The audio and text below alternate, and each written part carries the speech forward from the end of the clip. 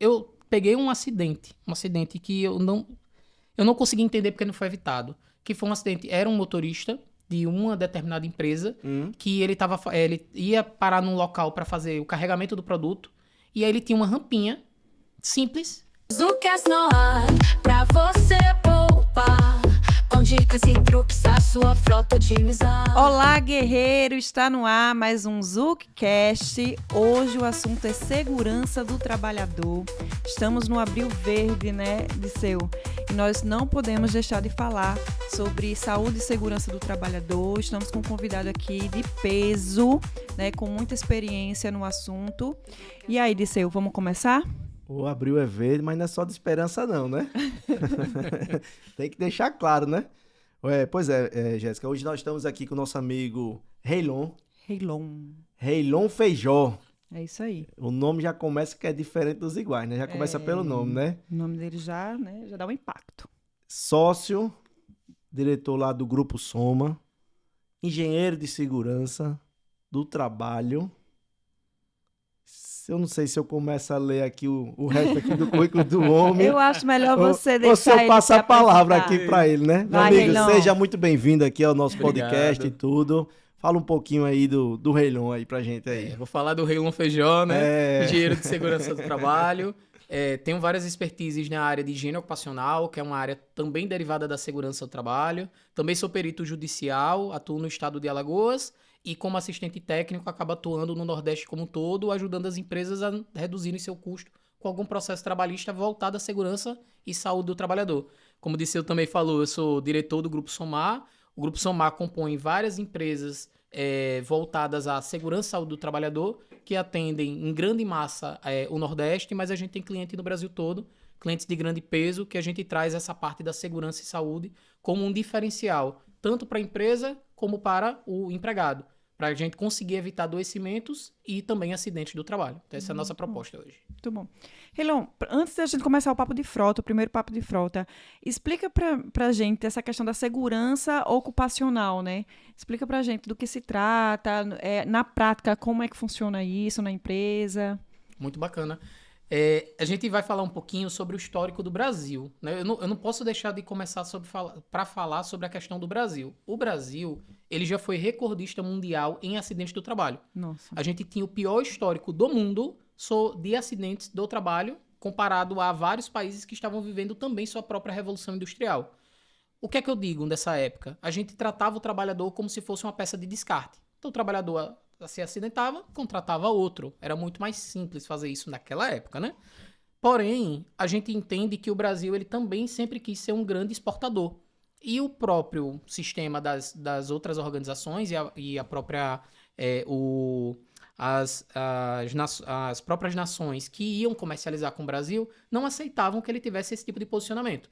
Então foi cobrado pela OIT, Organização Internacional do Trabalho, que o Brasil se preocupasse com os aspectos de segurança e saúde do trabalhador. Então, a partir disso, foi criado as normas regulamentadoras e a profissão do engenheiro de segurança, do médico do trabalho e do técnico de segurança do trabalho. Então, você vê que o histórico do Brasil já foi uma imposição, não foi uma decisão. Então, a gente já foi imposto para poder conseguir comercializar, tinha que cuidar da segurança do trabalhador. E desde então, o Brasil vem enfrentando esse problema de ter que tratar a segurança e saúde não como uma imposição, mas como uma forma de prevenção para a saúde dos trabalhadores. A gente já vem reduzindo esses índices, então, basicamente, a segurança do trabalho vai prever que a empresa ela não adoeça o seu trabalhador, não tenha acidente, mas também para um empresário melhorar sua produtividade, melhorar o ambiente de trabalho, reduzir carga tributária, porque tem muita gente que não sabe que uma empresa que tem maiores adoecimentos e maiores acidentes do trabalho, elas pagam mais tributo. Então, quando o empresário coloca isso na ponta do lápis, ele vai entender que segurança e saúde, ela não é um custo, ela é um investimento. Porque se o seu concorrente ele não trata com seriedade, você pode tratar e você pode reduzir o seu custo diretamente. Então, por isso que a segurança do trabalho ela existe, ela vai proteger o trabalhador, mas ela também vai proteger a empresa, porque ela vai trazer quais são os direitos e os deveres que as duas partes, na relação de trabalho, devem seguir. Então, acho que eu consegui resumir um pouquinho do que é Muito aí bom. a segurança Bem do trabalho. detalhado aí, Muito bem bom. detalhado Mas mesmo. não se compara, né? Uma empresa onde todos os trabalhadores ali são bem cuidados, né? É outra produtividade, né? Outro nível, não se compara. Todo mundo trabalha feliz, trabalha bem, né? Então, sem comparação. Mas vamos trazer aqui a pauta de motoristas rodoviários. Eu queria que você colocasse aqui para a gente o que é que você vê como desafio para um gestor de frota nessa segurança dos motoristas, sabe? Rodoviários, que a gente sabe que a quantidade de sinistros ainda é muito alto, né? Então, quais são esses desafios? Para quem está gerenciando a frota, aí eu vou dizer, tanto o gestor, quanto o próprio motorista em si, quanto o próprio empresário, né? Vai ter algumas preocupações extras. Eu vou dar um exemplo, tá? Quando a gente trabalha com indústria, a gente vai trabalhar com riscos que estão dentro da indústria. Então são riscos que, em teoria, a gente consegue controlar. Porque se sou eu que estou produzindo aquele bem dentro daquela unidade, é mais fácil de eu gerenciar o que tem ali dentro.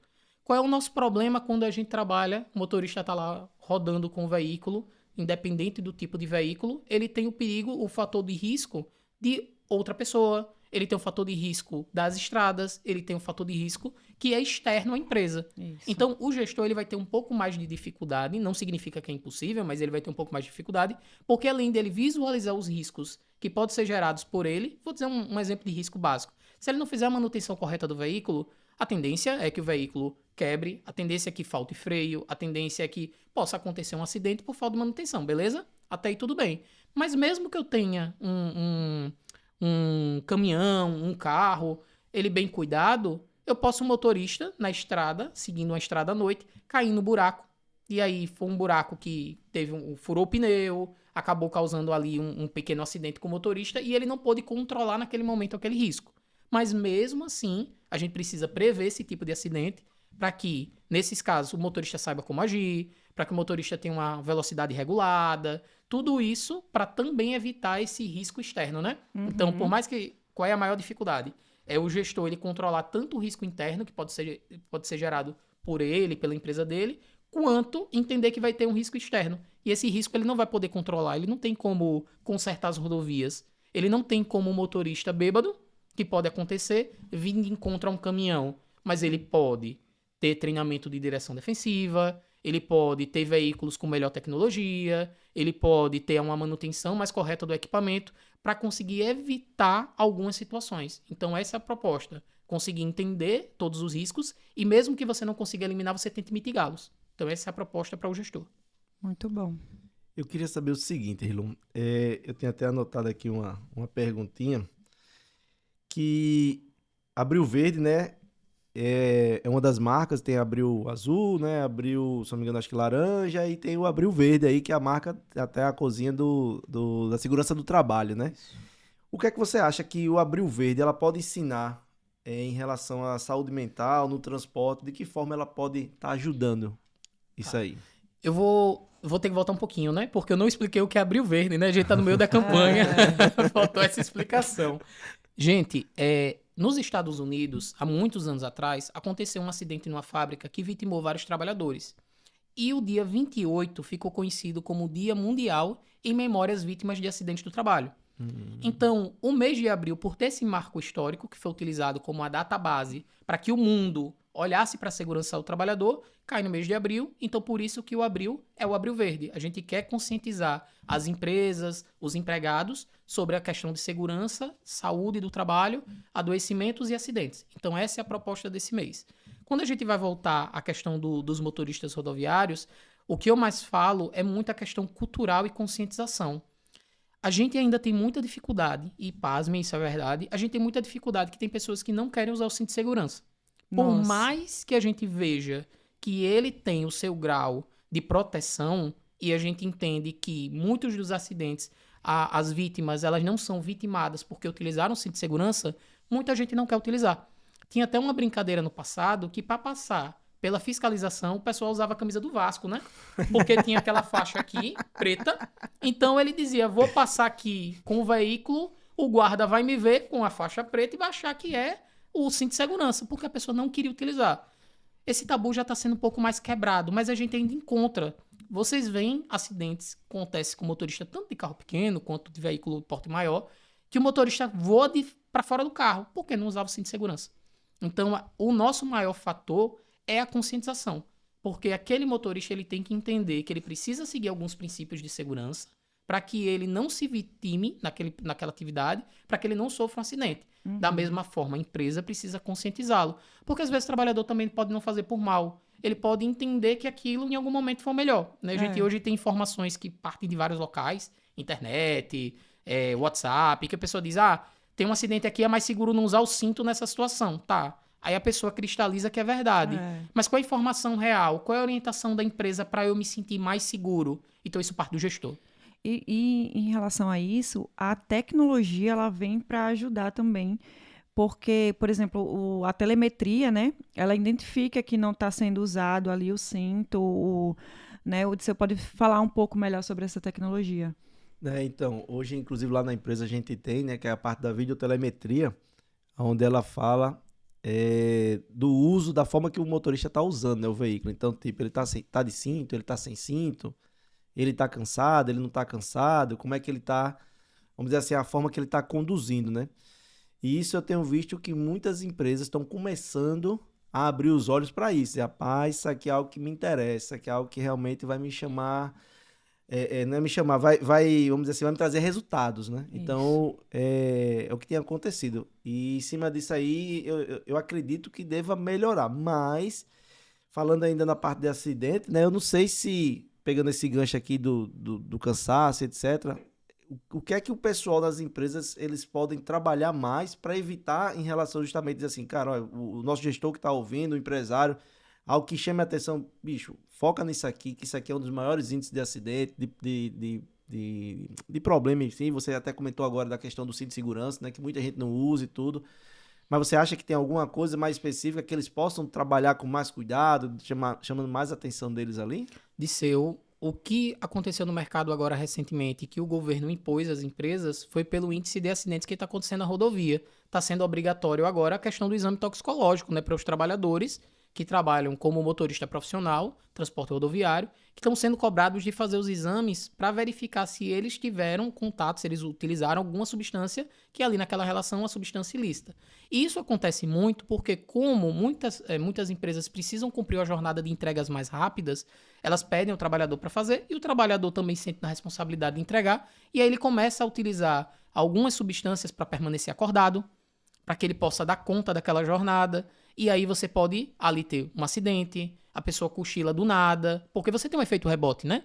Então, isso já é um ponto para as empresas darem uma olhada nos trabalhadores.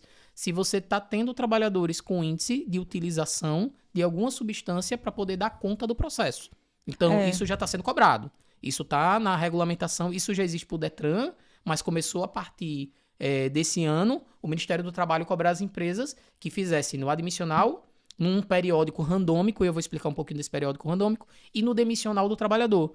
Por que periódico randômico? Porque como existe uma janela de detecção, o cidadão ele não pode saber que ele vai ser convocado para fazer o exame, porque ele pode se preparar. Se eu souber que eu vou fazer o exame daqui a 120 dias, é só eu parar de usar uma substância nesse período e tá tudo bem. Então por isso que o periódico ele tem que ser randômico. E aí o Ministério do Trabalho cobra e ainda solicita que isso seja mandado para o E-Social, que cai lá diretamente para o Ministério do Trabalho para saber se a empresa está cumprindo ou não. Então, esse já é um ponto para o gestor, porque ele tem duas situações. Uma, a situação de saúde do trabalhador dele e descumprir uma legislação do Ministério do Trabalho que pode trazer multa para a empresa. Então, você tem esses dois quadros. E o exame toxicológico também tem outra situação. Existem dois tipos de resultado. Existe o laudo que o trabalhador recebe e o laudo que a empresa recebe. O laudo que o trabalhador recebe diz quais são as substâncias, caso ele tenha utilizado, quais foram. O laudo que a empresa recebe é se deu positivo ou negativo. Então, de fato, a empresa já tem informação de que o trabalhador fez ou não o uso da substância ilícita. Mas, eu já vou deixando claro também, que eu acho que é importante trazer para quem está nos escutando, que se o resultado der positivo, não se assuste, calma. Algumas medicações podem cair também no exame toxicológico. É importante que quando o trabalhador tenha esse tipo de situação, seja encaminhado para o médico do trabalho, para o médico do trabalho fazer a conduta correta. Porque um remédio para dor no dente que existe hoje, ele pode cair no exame toxicológico, porque existe uma série de substâncias que podem cair ali. Então, por isso precisa ter cuidado para não julgar o trabalhador e simplesmente falar, olha, ele está usando uma substância ilícita. Não é bem assim. É apenas um controle. E aí a equipe médica vai tomar conta de entender se aquele trabalhador tá tendo algum problema de saúde, que tá usando alguma medicação, ou se ele tá ficando viciado em algum outro tipo de substância ilegal, até para dar conta do resultado da empresa. E aí vem um ponto do risco da empresa, né? Porque se o trabalhador tá fazendo isso para dar conta, significa que pode ter uma jornada excessiva, significa que a empresa pode estar cobrando mais do trabalhador para ele dar conta, ele pode se envolver num acidente, como pode gerar vários outros danos aí para a própria empresa. Então, por isso que talvez nessa visão hoje é olhar para o trabalhador dessa forma, é começar a verificar os exames toxicológicos, fazer a conduta correta, ter um acompanhamento médico. Para além disso, eu falo um pouquinho sobre a qualidade de vida do trabalhador. Por quê?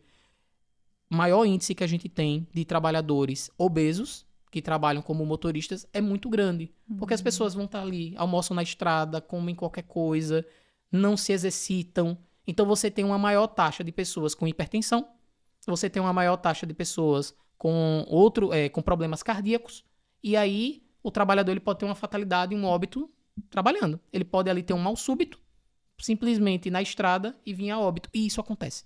Quantas vezes vocês já pegaram acidentes que vocês já ouviram falar de um motorista teve um mal súbito? A gente escuta muito isso. O motorista teve um mal súbito ou o motorista cochilou porque estava fazendo a jornada excessiva. Então, acho que são 2 pontos aí que se o gestor ele quiser trabalhar dentro da empresa, ele provavelmente vai ter um resultado de produtividade e uma qualidade de vida melhor para os trabalhadores, que vai dar mais resultado para ele.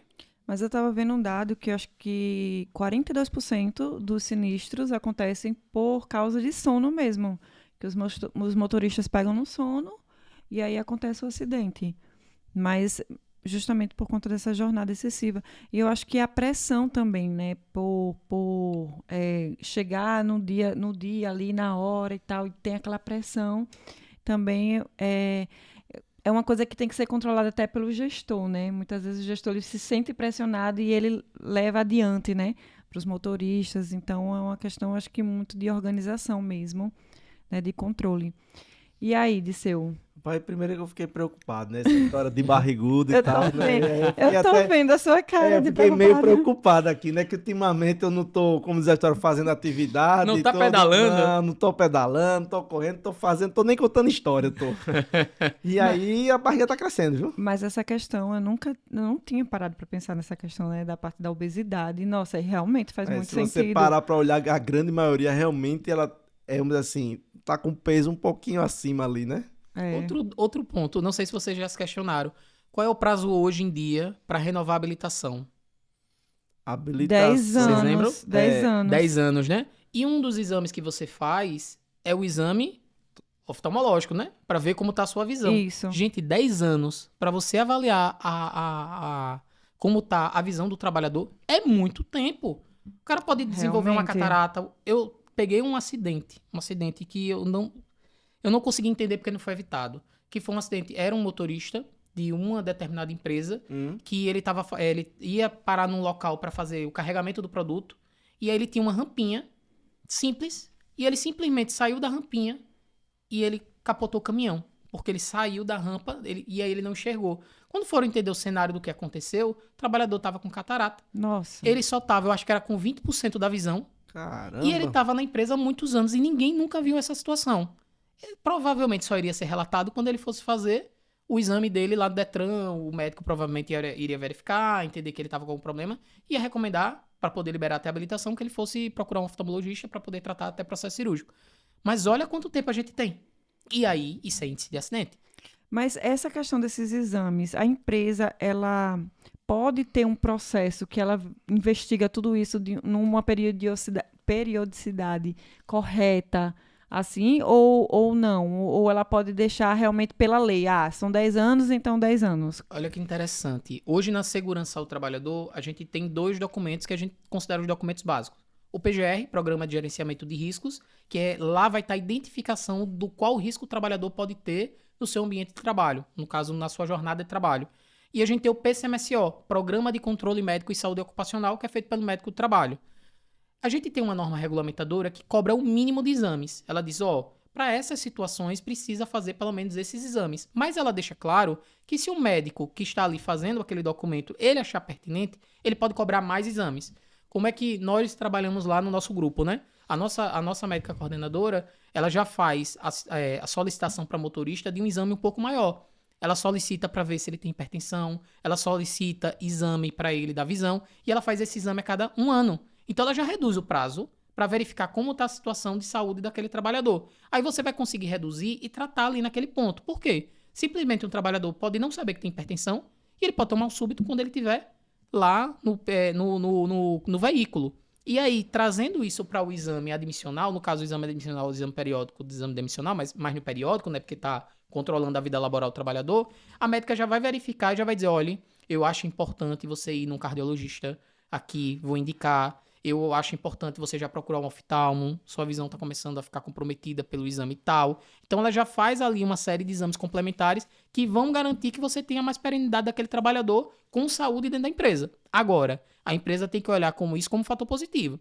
Porque tem empresa que até hoje me liga dizendo, não, para que todos esses exames? É muita coisa. Eu digo, rapaz, mas é uma vez ao ano. Ah, mas eu tenho muito trabalhador. Gente, exame ocupacional é o que pode muitas vezes salvar a vida do trabalhador e evitar um acidente e uma doença. Aí você vai pensar, tá, eu sou um gestor e não quero me preocupar muito com a doença do meu trabalhador. Então se preocupe com o patrimônio da empresa. Se preocupe com o veículo que você pode perder. Se preocupe com a carga que pode ser comprometida.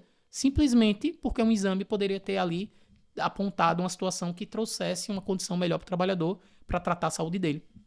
Simplesmente isso. Então, eu aproveitei o gancho aí para falar dos exames médicos, que são extremamente importantes. Muito bom, muito bom. Nós tivemos aqui um bate-papo bem bacana com o capitão Emanuel, que foi vamos dizer, a história era o famoso, era o capitão da lei seca aqui em Alagoas e tudo. E, assim, uma das coisas que ele também comentou conosco aqui foi a questão o custo da empresa era muito alto, que o pessoal muitas das vezes não fazia as contas, mas era muito alto quando tinha a parte de acidente, que o pessoal acha que tipo, bati ali, não foi nada, mas o valor agregado ali na causa como um todo era altíssimo. E aí, em cima do que você também acabou de falar aqui, eu queria saber o seguinte, o que é que você poderia orientar ou falar, explicar o seguinte, de que forma o gestor, ou o empresário, o coordenador, ou a pessoa lá da empresa, ele pode tentar identificar os possíveis funcionários ou colaboradores que estão com algum problema, como você falou aqui, né, a questão da catarata que o rapaz estava, aí trouxe um exemplo aí de uma empresa que adotou um formato diferente, e quais são as dicas que tipo, olha, na minha empresa eu não tenho, ou eu acho que eu tenho alguma coisa, mas de repente não tá legal, poderia melhorar, pelo menos assim, ó, se você fizer pelo menos aqui o feijão com arroz, o básico, já é 100% do que você não tem, já vai evitar muita coisa. O que é que você poderia nos orientar? Eu acho que talvez o que eu posso já trazer como uma referência para os gestores eu acho que esse entendimento é importante para eles, é olhar diferente para a área de segurança do trabalhador. As empresas, elas já têm que cumprir as normas que são trazidas pelo Ministério do Trabalho. O profissional que está ali indicando que o risco existe, ele não está ali para ser o profissional chato, o técnico de segurança, o engenheiro, com seus documentos que vêm para avaliar o ambiente. Então o gestor tem que estar muito próximo dessa pessoa, dessa equipe, dessa empresa. Se for interno, muito bom. Se for uma consultoria externa, também muito bom. Mas ele precisa estar próximo dessas pessoas, porque são elas que vão identificar o risco. Elas que vão trazer quais são as possíveis medidas que o gestor pode adotar para poder diminuir o índice de acidente, diminuir o próprio custo da empresa com todo esse ponto que a gente está trazendo. Então, o gestor ele tem que se aproximar muito dessa área. Gestor inteligente é o gestor que trabalha com segurança e saúde. Se ele não trabalhar, o que é que vai acontecer? Ele vai começar a trocar funcionário. Se você trocar funcionário, o que é que vai acontecer? Você tem que treinar mais. Se você vai treinar mais porque você está tendo maior rotatividade, você se submete maior ao erro. Porque o funcionário está ali sendo capacitado, está entrando gente nova, você coloca ele na rua, não conseguiu treinar, aí o trabalhador faz o procedimento errado, você aumenta seu custo, aumenta o índice de acidentes. Então, se você vincula a área de segurança e saúde a uma atividade sua, um pertencimento seu também, como gestor, você consegue identificar e reduzir muitos índices. Agora, tem que ter um olhar mais atento.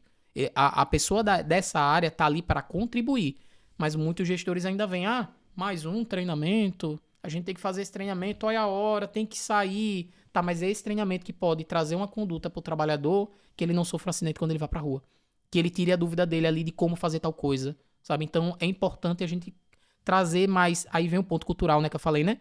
A gente parar de trazer isso como um problema e, na verdade, agir como uma solução. Porque enquanto eu trato a minha empresa como uma empresa que investe nessa área, eu tenho um colaborador mais saudável, eu tenho uma empresa com menor índice de acidentes, eu tenho menos erros de processo, eu tenho menos trocas de funcionário, então eu consigo ter uma empresa mais coesa, uma empresa mais ativa e uma empresa que se desenvolve mais do que todas as outras. Imagine, a gente tem que desenvolver time, a gente tem que desenvolver equipe. Muita gente vem falar sobre liderança em algum momento aqui. Então a gente fala sobre isso. Se o trabalhador está mais engajado com o propósito da empresa porque ele está feliz, porque ele está saudável, porque ele está bem, ele vai fazer uma entrega melhor, ele vai deixar o cliente satisfeito e ele vai fazer com que o gestor ali acabe tendo uma equipe referência, um time de ouro. Então esse é um ponto importante.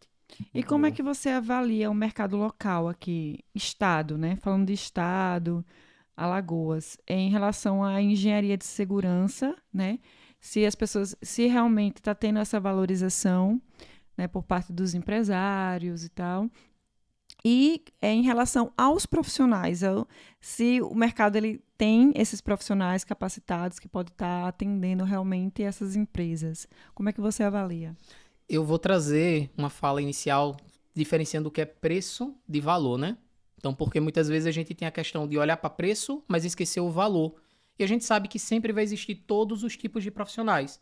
Os profissionais mais indicados, que são aqueles referências, e a gente sabe que podemos ter profissionais que não sejam tão referência. Então, muitas vezes, eu vou tratar como médico, né? Eu tô com um problema de saúde. Eu posso tratar com o médico A e o médico B. Mas o médico A é conhecido como um médico que só olha pra minha cara, diz que eu tô bem e me manda embora. O médico B, ele vai lá, me examina, olha os meus exames. Isso sempre vai existir no mercado em todas as áreas. Segurança e saúde é a mesma coisa. A empresa, ela só tem que entender qual é o valor daquela empresa que ela vai contratar, ou daquela profissional que ela vai contratar, porque aí ela vai ter uma indicação melhor. Vou dar 2 exemplos claros. A gente tem que fugir das multas, e a gente quer fugir das multas do Ministério do Trabalho, quer evitar acidente, beleza, mas a gente tem uma tributação da Receita Federal que, se não for trabalhado, você paga mais imposto na sua folha de pagamento. E o empresário muitas vezes não sabe disso porque ele só está pagando a folha. Ele vai lá, não trabalha a folha, paga a folha. Tá, mas eu não sabia que se eu tiver um acidente de um colaborador que tem um afastamento superior a 15 dias, isso vai aumentar uma alíquota na minha folha no próximo ano e eu vou pagar mais caro por ela. Aí fica como custo invisível. Aí você diz, oxe, minha folha tá aumentando, beleza, minha folha tá aumentando, beleza. Tá, mas se você trabalhar segurança e saúde, você tem uma redução. São todos os profissionais que sabem disso? Alguns sim, outros não. Então eu sempre falo, tem que olhar a proposta de valor. Existem profissionais muito bons no mercado, em todos os estados, a gente está em todos os estados também, e eu tenho muitos concorrentes também muito bons, então só precisa olhar proposta de valor. Agora, se for olhar para preço, muito cuidado, porque o barato realmente pode sair caro, a gente sabe disso. Muito bom. Em cima do que você falou aí, Relon, eu queria saber o seguinte, o que é que você, de repente, poderia compartilhar aqui conosco? Vamos lá, eu tenho uma empresa, você falou aqui de lei, de obrigatoriedade e tudo, então... Um resumo, não sei se tem, uns são mais, outros são menos, mas assim, fazendo um resumo meio que médio aí, o que é que você poderia orientar dizendo? Vamos lá, na minha empresa, o que é que eu teria obrigação?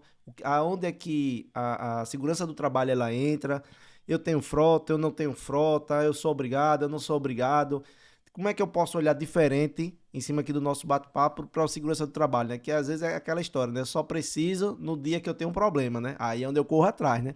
E eu queria tentar trazer de forma diferente aqui, que você pudesse explicar. Olha, vamos lá. Para quem não tem frota, normalmente você tem essas obrigações, tem que trabalhar assim. Então, quem tem frota, você precisa fazer isso. O que é que você compartilha conosco aí? Você me coloca na sinuca de bico, viu, Disseu? Porque fica um pouco difícil, porque cada realidade de cada empresa é diferente. O risco de uma pode ser diferente do risco da outra. Eu posso ter uma empresa que tem um caminhão refrigerado, que a gente estava conversando um pouco mais cedo, eu posso ter uma empresa que só tenha seco. Eu posso ter uma empresa que tenha os dois.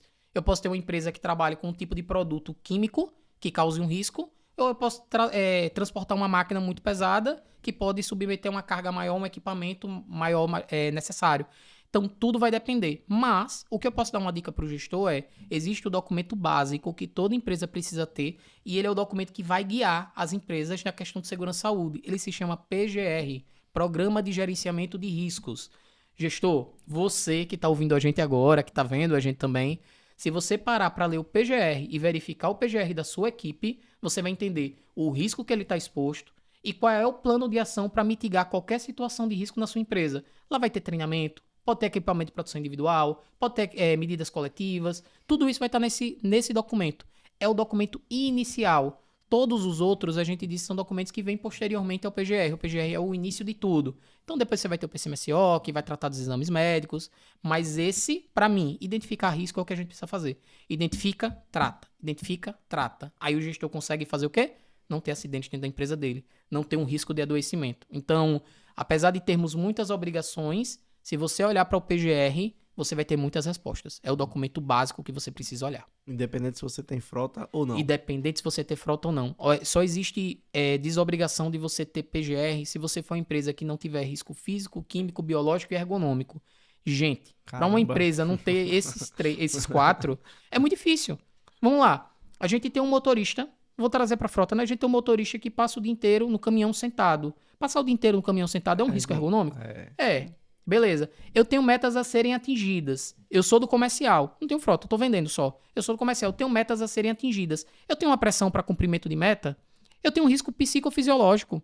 Eu tenho um risco que hoje é o psicossocial. Eu não vou deixar de ter risco na minha empresa. Então eu vou sempre ter a obrigatoriedade de ter um PGR. Porque a legislação trata dessa forma.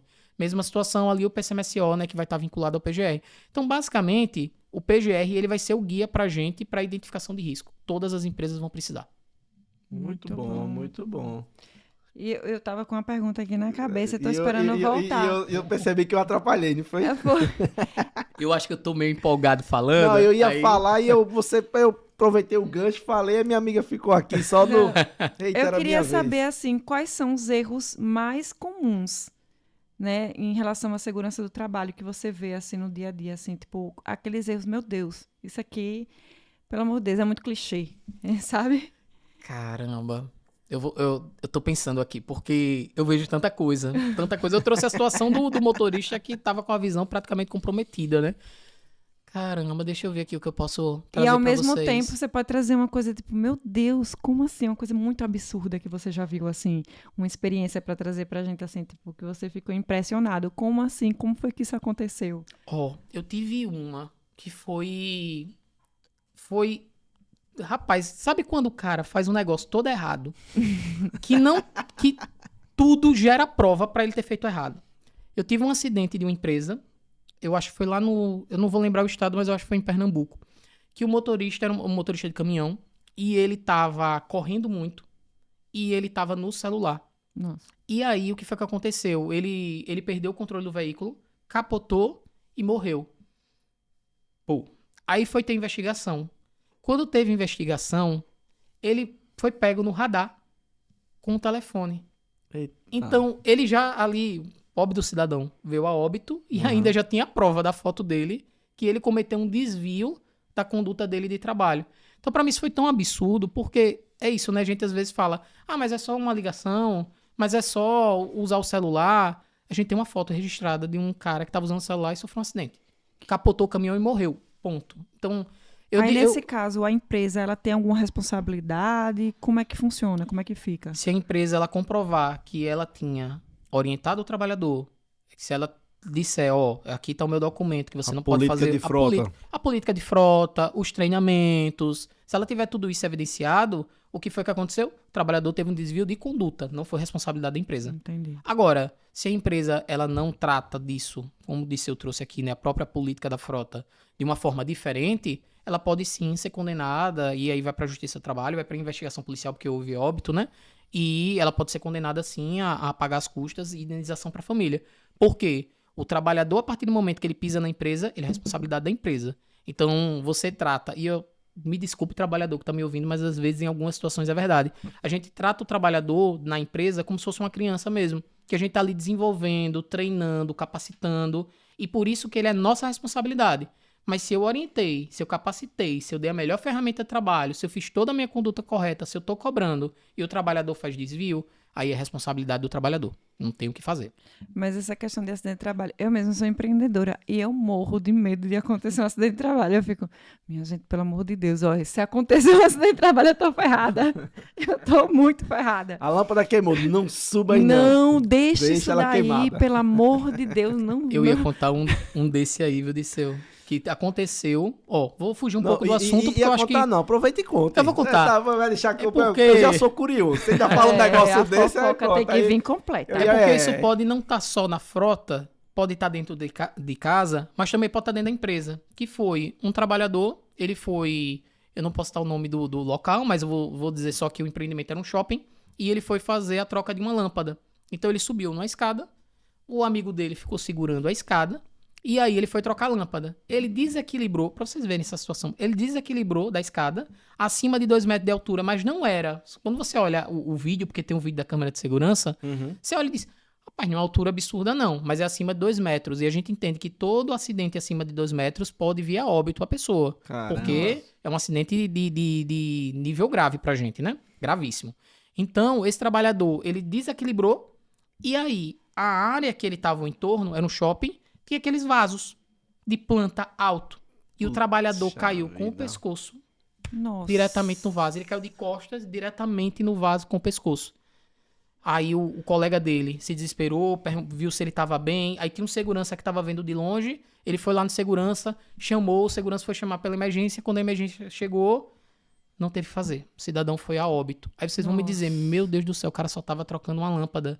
Mas é por isso que a gente tem que falar que segurança do trabalho tá em tudo. Segurança do trabalho, você tem que entender que numa situação dessa você tem que avaliar primeiro o ambiente. Tem alguma coisa aqui que se eu cair vai me prejudicar? Eu posso fazer um isolamento da área? A gente teve um acidente agora no supermercado, que o cara foi subir uma empilhadeira e ele perdeu o controle da empilhadeira, subiu a carga muito alta, virou a carga e caiu em cima do cliente que estava Nossa. passando. Então você vai ver que a segurança e essa parte de identificação de risco vai estar em todas as atividades. Cabe a gente prever ou não. Mas toda a situação, pra mim, todo acidente pra mim é absurdo.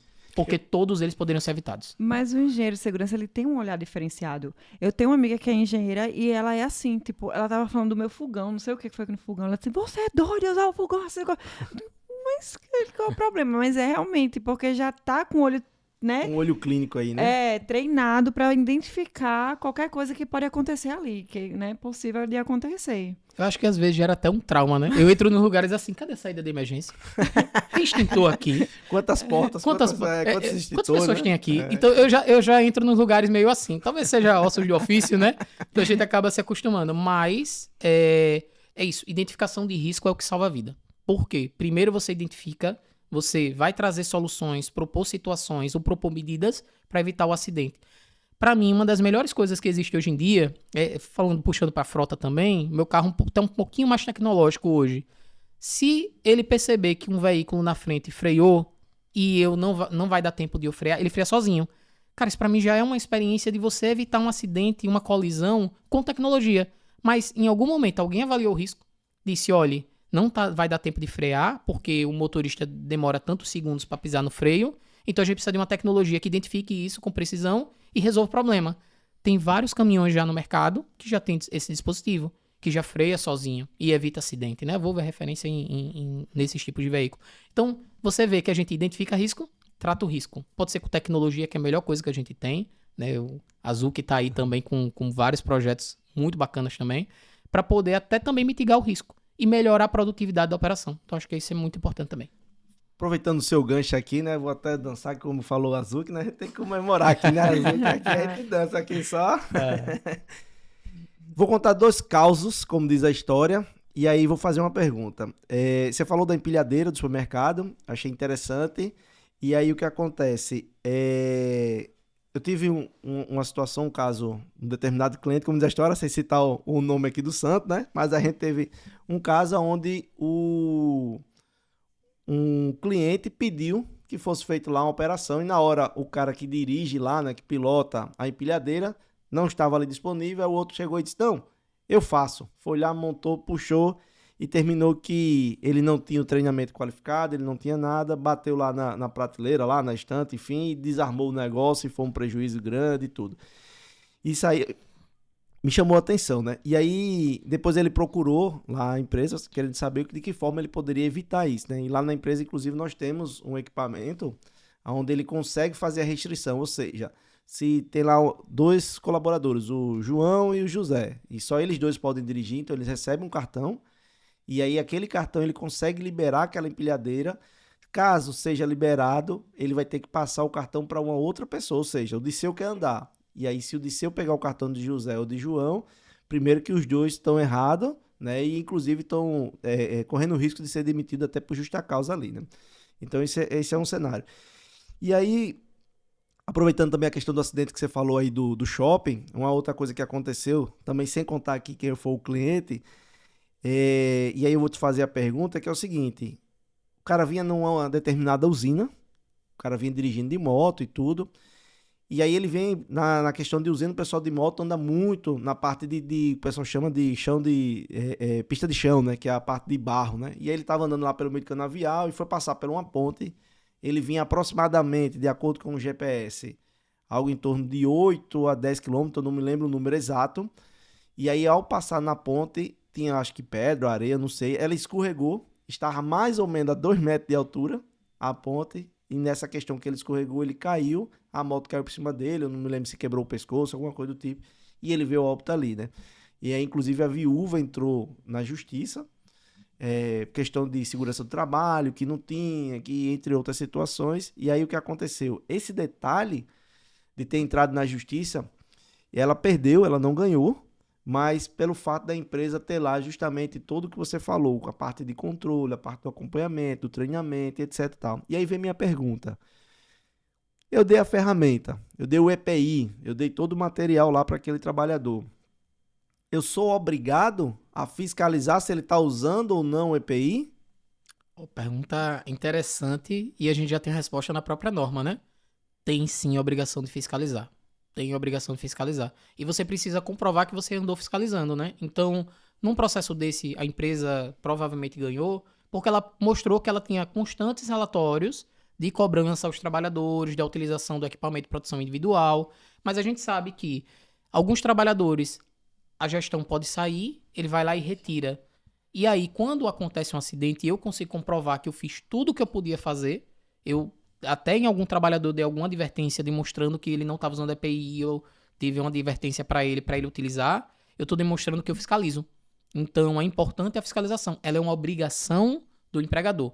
Então, isso é um ponto que a gente traz como um ponto interessante. Agora, você me trouxe um ponto da moto e da área... Vou trazer até como área rural, porque ali essas estradas de barro, área rural. A gente tem 3 classificações de acidente do trabalho. A gente tem a classificação do acidente de trajeto, que é quando o trabalhador vai da casa para o trabalho e do trabalho para casa. Então, isso é caracterizado como um acidente de trabalho, mas ele não onera o custo da folha do empregador. Mas mesmo assim, ele é considerado acidente de trabalho, ele tem ali a estabilidade de 1 ano, caso o trabalhador se afaste por mais de 15 dias pelo INSS. Mas a gente também tem o acidente típico e o acidente atípico. Acidente típico é o acidente que acontece comumente com o trabalhador no ambiente de trabalho. Por exemplo, bater um carro, cair de uma escada. E o acidente atípico é a doença ocupacional. Então, se a gente tiver alguma situação na empresa que cause um adoecimento no trabalhador, aí isso a gente também considera acidente do trabalho. Então, isso é um ponto importante, porque agora que também a gente está entrando na era dos riscos psicossociais, a gente pode ter um adoecimento do trabalhador por estresse, ele pode ter a gente já está com o CID atualizado, né? Ele pode ter um burnout, que é uma doença originária do ambiente de trabalho, ele pode ter depressão, ele pode ter várias coisas que podem ser do ambiente de trabalho. E isso vai ser considerado uma doença do trabalho. Então, isso é um ponto importante também. Eu tenho uma pergunta que aconteceu com a minha mãe, que ela tem alguns problemas de saúde em relação à coluna, e o médico indicou ela para ela usar aquele descanso de pé, porque ela trabalha no computador. E aí, ela solicitou, né, no trabalho, e eles falaram que eles não tinham obrigação de colocar aquilo, que ela, se ela quisesse, ela teria que levar para o trabalho dela. E aí, isso tá certo? Dando consultoria aqui online. Rapaz. Olha só. As perguntas aqui são pesadas. Não tem problema não. A gente já lidou com esse tipo de situação também. A empresa é obrigada a construir um documento que ela pode contratar o profissional que for, o profissional que ela achar que está habilitado para aquilo, chamado análise ergonômica preliminar. Análise ergonômica preliminar, eu vou identificar previamente quais são os riscos ergonômicos. Dependendo do que der nessa análise, eu posso fazer uma análise ergonômica do trabalho. E aí, na análise ergonômica do trabalho, feita por uma equipe multidisciplinar, ela vai identificar o risco e trazer quais são as soluções. Então, qual é o ponto? Não é que ela seja obrigada, mas se ela fez um documento que constatou esse risco e o apoio do pé pode ser uma medida de prevenção, aí ela vai se tornar obrigatória. Ela não pode simplesmente se eximir da culpa e falar, não, eu não tenho essa responsabilidade e eu não vou entregar esse dispositivo. Bom, mas você olhou nos seus documentos de segurança se existe esse risco na sua empresa, se foi no plano de ação proporcionado alguma medida para ou mitigar ou eliminar esse risco, aí a gente entra nessa pauta, porque se tem um risco e você tem um plano que deve ser cumprido, se tornou obrigatório, não tem o que fazer. Agora, mas a empresa não tem esse documento e ela disse que não vai entregar porque para ela não é obrigatório, então ela já começou errado, porque esse documento é legal, é obrigatório que ela tenha. Ela não tem como fugir dessa responsabilidade. Então, respondendo sua pergunta, ela pode até entender que ela não tem a responsabilidade, mas ela precisaria ter um argumento técnico para comprovar que aquela atividade não geraria nenhum risco para o trabalhador. O que normalmente não aconteceria, aconteceria o contrário, né? Justamente. E aí eu vou levantar até um ponto importante, tá? Home office, tá acontecendo isso. A gente tá começando a ter casos de adoecimento por home office e as empresas estão sendo condenadas porque elas entendiam que o trabalhador trabalhar em casa não precisava fazer nada. Só jogava o notebook para ele e ele trabalhasse. Não é bem assim, não. A responsabilidade do trabalhador dentro de casa é semelhante à responsabilidade dele dentro da empresa. Então, precisa ter muito cuidado. Vários clientes meus já trabalham o ambiente de casa do trabalhador para adaptar um posto de trabalho para ele dentro de casa, do qual ele dá cadeira, mesa, apoio de pé. Toda a condição. Toda a condição para que aquele trabalhador não adoeça. Então, não sabia. É um ponto muito importante. Você sabia disso, Edson? Eu sabia que algumas empresas estavam fazendo isso, né? Na questão do home office, né? É porque quando eu disse eu tenho dúvida, ele me liga. Nossa, é particular. A consultoria. É diferente dos iguais, né? Muito bom. Ter bons amigos assim é sempre muito bom, né? Com certeza. Eu sabia que o pessoal estava fazendo aí, né? Essa questão de algumas empresas, vamos assim, de porte maior, você percebe que tem essa preocupação, né? E uma outra coisa que eu também não sei se você percebeu aí, a maioria das empresas está, vamos dizer assim, meio que acabando com essa história também do home office, né? Uhum. Por causa eu acredito né, que por causa dessa história da saúde mental e tudo, né? Tem muita gente que não tá bacana, não tá ficando legal, e aí termina que é aquela história, o home office, que teoricamente é mais cômodo, vai sair mais barato, digamos assim, para a empresa, de repente ela no final ela pode sair bem caro aí, essa forma de trabalhar, porque né? são perfis, né? Porque tem perfis de pessoas que se adaptam muito bem e vão muito bem no home office. Mas tem perfil que não, que é aquela pessoa que já tem uma predisposição, né, para uma depressão, uma coisa. Então você está sempre, eu acho, ali dentro de casa, sem socializar, que é uma coisa muito positiva, né? No presencial, não tem, então realmente fica difícil. Essa questão do isolamento é muito grande e por isso que algumas empresas elas não estão recuando necessariamente para voltar. Elas estão trabalhando com sistema híbrido, porque ela permite que você tenha dias no escritório para você conviver com outras pessoas, para você socializar, mas você também tem momentos que você pode trabalhar no projeto em casa. Então tá tudo bem. Eu acho que talvez esse seja mais a geração que a gente vai seguir a partir de agora. Trabalho 100% home office vai continuar existindo? Vai. Porque algumas atividades tanto permitem quanto necessitam, né? Ele trabalha muito com um profissional da área de tecnologia, que ele vai trabalhar home office, porque a gente pode contratar até a pessoa de outro estado para fazer um projeto pra gente e tá tudo bem. Mas as empresas estão olhando para a questão de saúde mental, que esse fator do home office tem sido um divisor para algumas empresas realmente voltarem, repensarem. Porque não é só o ambiente, não é só botar uma mesa, um computador, mas o próprio isolamento daquela pessoa, que acaba sendo um isolamento social, que veio pós-pandemia, pode causar um adoecimento. E também, e aí pasmem, porque eu acho que é o outro lado da moeda, alguns trabalhadores podem usar isso também de má fé. Tá tendo processo na justiça de trabalhador dizendo que sofreu um acidente de trabalho porque o cachorro dele mordeu ele em casa e ele tava trabalhando. Não, minha Então, não, isso tá sendo discutido. Tá sendo discutido por quê? Porque ele realmente sofreu um acidente durante o expediente dele de trabalho. Agora, esse é o ponto. O empregador ele não consegue controlar esse tipo de acidente. Não. O que é que ele vai fazer? Então, é essa condição que a gente precisa discutir. É essa condição do novo modelo de trabalho que está endoidando até os engenheiros de segurança, né? Porque como é que eu vou avaliar a casa do cara? Eu tenho que ter permissão dele. Ao mesmo tempo, eu vou ter que fazer. Vai ter que ter alguma medida. E olhar para esses pontos também. Colocar lá no PGR da empresa que o trabalho home office, o cara tem cachorro, ele pode ser mordido. O que é que vai fazer? Durante o expediente, o trabalhador, o cachorro tem que ficar preso. Olha que loucura, né? Tem que ter todo um cuidado. Agora, ao mesmo tempo, também tem a questão do bom senso. Eu acho que é isso, né? O trabalhador em casa vai pegar um café. se queimou com café. E aí, acidente de trabalho ou não? Gente, agora eu não vou conseguir responder essa pergunta, porque essa discussão é muito nova. Então a gente tá avaliando. Mas, de fato, é uma preocupação. Ó, vamos lá. Vamos imaginar um cenário onde vários trabalhadores ali numa empresa que mal tem RH, quanto mais uma pessoa de segurança do trabalho. Isso está muito específico. Então, Eita, meu Deus. Consultoria online. então, tá ali. E aí, o pessoal tá reclamando muito dessa questão de cadeira. Que tá, muita gente reclamando que a coluna tá ruim, as cadeiras estão muito velhas, quebradas. E aquilo tá dificultando muito, assim, né? Muita coisa ali no dia a dia, no trabalho. Só que sempre é levada essa pauta para o gestor, para o dono da empresa, e ele nunca resolve. E aí, o que é que esses trabalhadores devem fazer? Eita, sinuca de bico. Botou apertando aí agora. Ela me botou pro lado do trabalhador, né? Eu trabalho muito com as Foi. empresas, mas eu também trabalho com os trabalhadores, então não é um problema falar sobre isso. Mas, hoje, a gente tem as próprias entidades que vão cobrar dos empregadores que eles cumpram as normas regulamentadoras. A maioria das denúncias para o Ministério Público do Trabalho e para o Ministério do Trabalho são anônimas.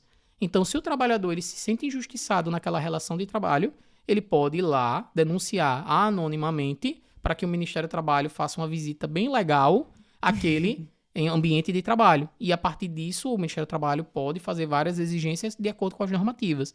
Então, muitos funcionários utilizam desse artifício. Eles fazem denúncias. Agora, o que eu trago a denúncia tem que ser cabível, né? Não pode ser uma denúncia aleatória. Tem muita gente que não entende a segurança do trabalho, não entende norma. E aí tem até um caso que eu vou contar para poder explicar esse exemplo. Tinha um trabalhador de uma empresa eu não sei se era renovação de pneu, não lembro. Acho que era revendedora. Era uma revendedora de pneus. E aí o estoque ficava numa área baixa e ele tinha que empurrar, subindo uma ladeirinha, pneu de veículo de trator, pesadíssimo. E aí, quando eu tava vendo essa cena, tava lá no ambiente, ele olhou pra mim e disse: "Você considera o meu trabalho perigoso?" Eita. Aí eu disse: "Olha só, existe um risco de acidente." Aí ele disse: "Se um pneu desse passar por cima de mim, eu não posso morrer?" Aí eu disse: "Rapaz, é relativo, mas pode acontecer." Tudo pode. Aí ele olhou pra mim e disse: "Então eu tenho direito à periculosidade. Eita. Eu quero o pagamento da periculosidade." Eu disse: "Não é bem assim. Para você ter o direito à periculosidade, isso tem que estar previsto em lei. E não são qualquer atividade. Só tem 7 atividades ali listadas que vão dar direito à periculosidade." Beleza. Aí, às vezes, o trabalhador ele não tem esse entendimento, aí ele entra com a denúncia dizendo: "Eu tenho direito à periculosidade." Beleza, tá tudo bem, vai ser investigado, mas não vai ser procedente para essa situação. Ao mesmo tempo, o trabalhador tá lá com a cadeira quebrada, é visível. Ele não tem uma condição de trabalho adequada. A gente fala muito de trabalho análogo à escravidão. É o cara que não tem banheiro, não tem local para comer, não tem nada, trabalha no sol quente. Gente, a gente não tá vivendo mais numa época assim, a gente tá vivendo uma época tecnológica. Hoje a pessoa vai ali na Shopee, compra uma barraquinha, puf, ela arma, você tem um local para trabalhar tranquilamente. Então, esse é o ponto. Se o trabalhador ele se sente injustiçado, ele pode ir para os meios legais, pode ir para as entidades fazer a denúncia, mais diretamente o Ministério Público do Trabalho ou o Ministério do Trabalho, que eles vão fazer com certeza uma visita e uma auditoria para aquela empresa. Agora o empregador precisa estar atento, porque volta ao que a gente começou lá a conversar no começo do podcast, né? Segurança e saúde não é custo, é investimento. Se ele não tratar como investimento, aí ele vai dobrar o custo dele. Porque se ele não investir na cadeira, ele toma uma multa. Porque não investiu na cadeira, ainda tem que culpar a cadeira. Ponto. Agora, O barato se sai ele caro, né? entender que é investimento, ele reduz o custo dele de tributação, reduz o custo de acidente, melhora a produtividade. Massa. Eu acho que esse é o cenário que a empresa precisa entender. E outro ponto também, que eu já tô aqui na cabeça faz tempo pra colocar aqui na mesa. Mas que hoje é você, né, guerreira? Que normalmente sou eu que fico aqui. Não sou eu. É sobre primeiros socorros, né? Aconteceu um acidente e tal. E eu acredito, eu posso estar muito enganada, que tem muita gente que não tem noção de nada, assim, de como ajudar ali na situação. E aí eu queria que tu falasse um pouco sobre isso, sobre esse tema. Eu vou falar e já iniciar com a forma de descontentamento. Porque o treinamento de primeiros socorros ele sempre foi visto pelas empresas como uma obrigação. Mas tivemos algumas atualizações legais e ele deixou de ser, vamos dizer, obrigatório. Só se tornou obrigatório mais para os estabelecimentos de ensino, que aí tem que ter o treinamento de primeiros socorros baseado na Lei Lucas, que foi uma situação que aconteceu com um jovem, ele veio a óbito porque não souberam como tratar. Uhum. Então, para mim, os 2 treinamentos que toda empresa deveria ter, até para o trabalhador pessoalmente, tanto pode usar na empresa como pessoalmente, é primeiros socorros e combate a incêndio. Sim. Você não saber usar um dispositivo de combate a incêndio no momento de um sinistro. Eu já peguei hospital que pegou fogo no ar-condicionado e o pessoal conseguiu agir muito rápido, porque senão ia pegar fogo no hospital todo. Então, conseguiu isolar. Da mesma forma, a pessoa leva uma queda, a pessoa tem uma fratura, o que é que eu preciso fazer? E aí a gente entra também na questão do próprio frotista, né? Normalmente, muitos deles não viajam só. Se alguém tem ali um mal-estar, se alguém ali sofre até uma colisão de carro, um tá bem, o outro não tá bem, o que é que eu faço? Pra quem eu ligo? Treinamento de primeiros socorros é isso. Primeiros socorros, vamos dizer, não é ensino avançado de medicina, enfermagem, não é nada disso. É resgate, realmente, bombeiro, SAMU, tá ali pra isso. Mas a pessoa saber agir para que aquela pessoa ela não se agrave a situação dela, ou até quando a pessoa se engasgue, ela saiba como fazer um procedimento para desengasgo. Então, para mim, treinamento obrigatório de empresa, combate a incêndio e primeiro socorro não pode faltar. Até para acalmar uma pessoa também, né? Não sei o que é que eu falo para essa pessoa. Ela tá ali desesperada para dar uma acalmada e tal. Até isso, acho que também rola, né, no treinamento. Não tudo. A gente, no treinamento de primeiros socorros, a gente vai tratar tanto como você deve conduzir, quais são os procedimentos iniciais que você deve fazer. E a primeira fala é, vê se você está bem. Porque não dá para tratar o outro se você não estiver bem. Então, primeiro, vê se você está bem. Depois, com calma, analisar a situação. E a partir daí, você tomar uma atitude. Então, esses são os pontos que se trazem no começo do treinamento de primeiros socorros. Mas, para mim, são os 2 treinamentos aí que eu colocaria. Empresa, uma vez ao ano, check. Tem que fazer. Tem que fazer. Ah, mas eu não sou mais obrigado a fazer o primeiro socorros porque isso não tá... Faça. Isso vai salvar a vida e é importante. E o trabalhador... se é obrigado ou não, né? Independente se é obrigado ou não. O combate é. Mas o primeiro socorros, ele teve uma mudançazinha. Se ele colocar no documento que é obrigatório ter, vai ter. Mas não existe mais uma legislação fechada dizendo tenha treinamento de primeiros socorros. Então, esse é um ponto. Mas, vocês sabem, treinamento de primeiros socorros salva a vida. Não dá pra não fazer. Vida, E o Grupo Soma faz. O Grupo Soma faz. Olha aí, vamos providenciar, né, o da Azuki. A gente faz, ó. A Azuki já tá lá no Grupo Soma. Ai, tudo certo, vamos Tá providenciar. somando, viu? Tá O somando. nome já tá dizendo, soma, viu? E ainda leva- vai fazer os exames lá dos trabalhadores na Soma Clínica e os complementares na Cuidar Mais. Tá Não pode vendo aí? esquecer disso. Olha, Olha, tá vendo aí? O grupo é forte, moleque. O grupo é forte. É isso. Com desconto, hein? Opa, essa é a melhor parte. rapaz. Olha ele dançando de novo. Quando fala desconto, aí Ele eu me se anima. É a única parte da conversa que eu sei que o meu comercial treme, né? Eu que falo aqui, tem desconto comercial. Ei, meu Deus. Ei, rapaz. Não prometa não. Vai espremer aqui nossos custos, esse rapazinho aqui.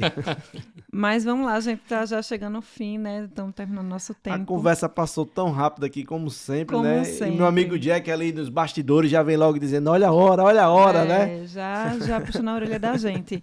Mas para a gente finalizar aqui o papo, eu queria que você desse uma dica para um gestor de frota, né? Sobre em relação à saúde e segurança do trabalhador, né? Qual a dica de ouro que você deixa aqui pra gente? Eu vou converter, porque eu acho que a dica a gente falou muitas no podcast, mas eu vou trazer talvez uma forma diferente. Aproveitar esses 2 meses que a gente tá passando agora, o Abril Verde, e depois vai ter o Maio Amarelo, né? Então são 2 meses já muito próximos, que você, gestor, pode estar conscientizando a sua equipe para prevenir os acidentes. Então aproveita esses 2 momentos de campanha. Temos campanha tanto de órgãos e entidades públicas, a gente tem o Detran trazendo várias campanhas do Maio Amarelo, a gente tem o próprio Ministério Público, o Ministério do Trabalho trazendo o Abril Verde, que é esse mês específico, para trazer a conscientização para a sua equipe, mudar o fator cultural. Agora você, gestor, tem que estar muito aberto, porque a segurança do trabalho depende diretamente de você. Você é uma pessoa que vai implementar isso dentro da empresa com o apoio de vários profissionais, mas que vai fazer diminuir o índice de acidentes e adoecimentos. Ter uma equipe mais satisfeita, uma equipe mais feliz, mais produtiva. Acho que para você, gestor, é isso que você deseja. Então aproveita esse momento, aproveita esse mês, trata com seriedade segurança e saúde, porque se você não tratar, vai doer no seu bolso. Disseu, e diz aí, esse gestor, ele pode contar com a Azuki nessas campanhas aí de Maio Amarelo? Com certeza, com certeza. Do mesmo jeito que pode contar aqui com o nosso amigo Reilon, né? O Grupo Soma. A Azuki também está disponível para isso, né? Estamos tentando na medida do possível, trabalhando cada vez mais, trazendo dicas, orientações, explicando, né? Então esse bate-papo aqui com o Elon foi, para mim, fantástico, porque tenho certeza que vai clarear ainda mais a visão não só do empresário, também como gestor, o coordenador, ou até mesmo do pessoal que não faz parte da liderança, mas que está nos assistindo ou nos ouvindo, que vai estar seguindo aí algumas orientações. Tenho certeza que vai caber ali no dia a dia deles ali, nosso amigo Reilon aí. Muito bom mesmo. Notas para o nosso episódio? Rapaz, pode digitar aí. Vou fazer que nem... Eu gosto do Silvio Santos, olha. Eu gosto do Ratinho, eu gosto desse programa. Mas aí tem lá o programa 1000, né? Você dá quanto? Dou 1000. Eu dou 1000. Coisa boa. Eu dou 1000. Muito obrigada. Aproveitando, já deixa teu arroba aí da Soma, o seu também, o Instagram, pra galera seguir. Ó, eu passei por uma atualização aqui do meu arroba, que o pessoal pediu vamos pescar, pra vamos ajudar, pescar. que eu preciso pescar aqui, mas quem quiser seguir, pode seguir Reilon, REYLON, feijó.sst, e também pode seguir a Soma, _segurança do trabalho, que lá você vai, qualquer empresa, gestor, funcionário da empresa, vai ter várias dicas sobre segurança e saúde, porque o nosso Instagram, ele não é um Instagram só voltado à informação de venda. A gente tem muita informação para a empresa, para prevenir índice de doenças e acidentes do trabalho. Isso aí, eu gosto sim. Muito bom, muito obrigada. Gente, muito obrigada pela sua audiência também. Já deixa nos comentários o que você achou desse episódio. Deixa a sua notinha também, assim como o Odisseu colocou aqui a nota 1000, né? É isso não aí. sei, a gente quer saber qual é a sua nota. Aproveita, se você não segue ainda o Instagram, @ZucPerformance, e também segue o nosso canal, né, Zuc Performance no YouTube. E esse episódio também vai para o Spotify, né? Spotify também está lá disponível. Então, já segue tudo e fica acompanhando, porque tem muita coisa ainda boa por vir. E é isso, obrigada e até o próximo. Valeu. Zucas no ar, pra você poupar, com dicas e truques a sua frota otimizar.